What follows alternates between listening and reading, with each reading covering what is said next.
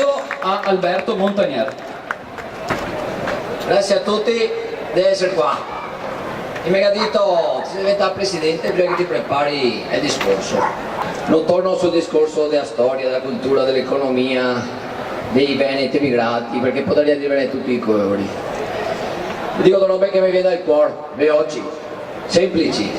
Qualche dunga da decidere qualcosa la prossima settimana.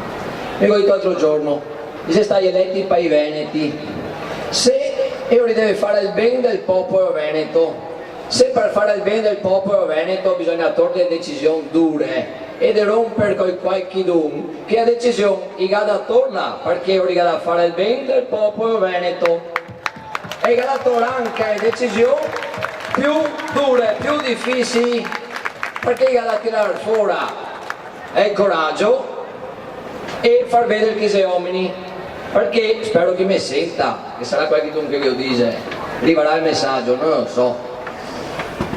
Se a un popolo non si permette di decidere, di esprimere la sua opinione, ti non ti sei un amministratore, non ti sei degno di essere un amministratore, ma non ti sei degno neanche di essere un uomo, ti guarderai in specie la mattina, ti guarderai tuo figlio, ti guarderai tua moglie, ti darai in giro per le strade.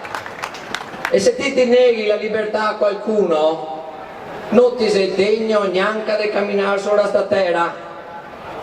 Ecco, e noi altri abbiamo tutti i requisiti, come diceva chi che mi ha preceduto, civili, morali, storici, culturali, per essere un popolo e avere il nostro Stato e essere una nazione. È un appuntamento che non possiamo mancare, ma soprattutto qualcuno deve avere il coraggio di assumersi una grandissima responsabilità e deve dimostrare di essere uomini.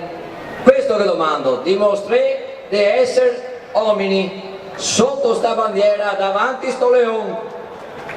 Voglio il vostro siglo perché io senta.